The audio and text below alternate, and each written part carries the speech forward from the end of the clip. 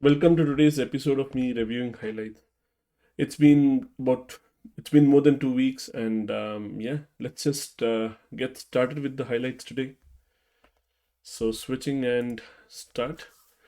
First one is from Mind for Numbers.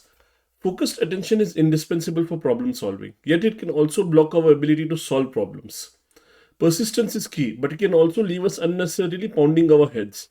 Memorization is crucial aspect of acquiring expertise, but it can also keep us focused on the trees instead of the forest. Metaphor allows us to acquire new concepts, but it can also keep us wedded to faulty conceptions. So this text, as you can see, the author is just summarizing different aspects from the chapter. So the first one is that focused attention is indispensable, but you also need the distracted attention, the diffused attention mode, where the creative juices spark up and you solve problems from a different perspective. So it's about a balance. Similarly, persistence is key, but if you're pounding your heads on one problem without moving ahead, you're just wasting time. Very similar to what focused ability does. So persistence, and in other words, when you're persisting on something, you're essentially focusing on something, and sometimes you just need to take a step back. Similarly, memorization is critical, like it says, but again, the problem is that it can keep you focused on the trees instead of the forest. As in, sometimes patterns are more important. And lastly, metaphor allows us to acquire new concept, but it can also keep us wedded to faulty conceptions. So metaphors, they're great to understand something, but if that is the only thing, that's the only means by which you understand something, it can lead to faulty conceptions.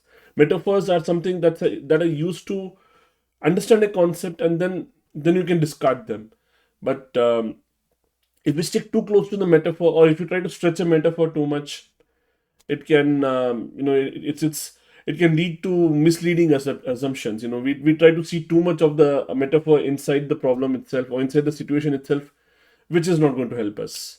So that's about it. Moving on. This is from Everyday Chaos. Strategies only make sense when we think the future comes about in particular ways. Right. And this book is a lot about the predictability nature, the predictability of the world that we live in. And uh, I have covered this book before. It's about machine learning, and it's a philosophical note on what the world would look like with machine learning and why that's not a problem. So one aspect of machine learning is always the explainability. That's still a challenge to solve. And when we look at explainability or the lack of explainability, the concerns are that how do we derive strategies from whatever output, whatever result the machine language models are giving us? How do we derive strategies from that if we can't even explain what's going on? How can we base anything on that? And the book makes a note again and again that machine learning, what it thrives on is the excess of data. It's like it works with plenty of data, and then it can handle that. It can derive insights from that strategies alone can't do. So this is that note. With strategies only make sense when we think the future comes about in particular ways, in very, very specific ways that we feel that we can control. But world doesn't work that way. World is organic. It's unpredictable, and sometimes that things like machine learning, they are the things that you need actually to figure out or to understand the world. In all its complexities. So yeah, let's move on. Get it done. Feelings also serve as an extra motivator or a mini goal in the process of achieving your own overall goal. When we feel happy or relieved, those emotions act as a reward. Similarly, negative emotions like anxiety or guilt serve as punishment. So you're motivated to pursue a goal not only because you want to achieve it, but also because you're achieving it or merely making progress feels good, and failing to do so feels bad. In this way, emotions are a powerful motivator. You even use your emotions to incentivize yourself. I think this is pretty straightforward. What it boils down to is that do not be afraid of your emotions when you're trying to make a productive, when you're trying to plan your productive day. Use emotions as a means to incentivize yourself, because positive emotions, negative emotions, both of them can work as incentives. So use them. rather than just ignoring them. It's fanciful that when it comes to things like productivity or efficiency, we let the emotions be where they are. Like, I mean, we push them aside. But this is really telling us not to do that. Moving on, show your work. The fellow pupil can help more than the master because he knows less. The difficulty we want him to explain is one he has recently met. The expert met it so long ago he has forgotten. I say this often that the best teacher is somebody who's just learning, learning something right now. Best teacher for so if you are a beginner as well and you want to learn, you would be better served by somebody else who is just a little bit ahead of you in learning that concept rather than an expert. So the things can change when we are talking about, or when you yourself are not a beginner. When you're already at an expert level, then you will not be served by um, somebody who is new to this. So yeah, one moment, something here. Okay, yeah. So yeah, it essentially explains that sometimes the fellow pupil can help more than the master. Let's move on. The Anthropocene reviewed. But that doesn't mean your layer of paint is irrelevant or a failure. You've permanently, if slightly, changed the layer's larger sphere. You've made it more beautiful and more interesting. The world's largest ball of paint looks nothing like the baseball it used to be, and you're a part of the reason. This is referring to so somewhere in United States there is a ball. People go to see that apparently. That it's basically a baseball painted over and over and over again, and it's like a huge sphere of ball right now. And the author is looking at that, like, the author is making a note on that, or a review. Like, the book is all about reviews. It says reviews, but it's really much more than that.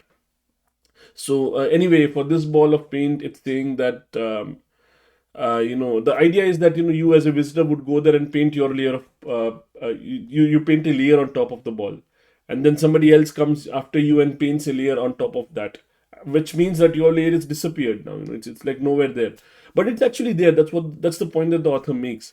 You have changed the ball ever so slightly, but you have changed it. Like, that's going to be there under all the layers of paints. It's still going to be there. So um, it's an analogy. It's a metaphor for whatever little that we do or little that we can do, it leaves a mark somewhere, and that's important. It's very easy to underestimate that. Okay, oh no, it's hardly making a difference, but no, it's making a difference. Even that slight difference can amplify into something huge. So suppose your layer of paint is missing. You don't have the layers on top of it, so it is important. That's essentially what the author is getting to. Moving on. Everyday chaos again.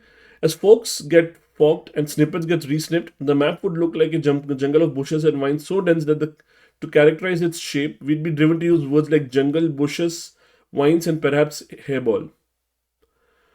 This is again referring to the nature of these models and everything, that it looks completely inexplicable. You can't really explain anything that's going on over there. And like, that's the metaphor the author is using over here. The map would look like a jungle of bushes and vines so dense that you would just call it jungle, bushes, vines, and perhaps hairball. So yeah, that's referring to the lack of explainability in machine learning models, and how that's okay, how that's organic, how that's natural, something like that. Moving on, the six types of working genius. The genius of invention is all about coming up with new ideas and solutions. People with this genius are drawn towards origination, creativity, and ingenuity in the truest sense of these words, even with little direction and context. Though every type of though every type is a genius, these are the people who are most often referred to as geniuses because many of their ideas seem to come out of thin air. This is that section where the author is talking about all the six different types of geniuses, and this is the second one. And this, as you can see, it's just a description of the genius of invention and how it is really about invention, really. And the author is making a note that though every type is a genius, this seems like this is what is most commonly referred to. When we say genius in a colloquial term, this is what is usually referred to. Moving on. Thanks for the feedback. Want to fast track your growth? Go directly to the people you have the hardest time with. Ask them what you're doing that's exacerbating the situation. They will surely tell you. I think pretty straightforward. It's already there. Nothing else to add here. So I'll move on. The molecule of more.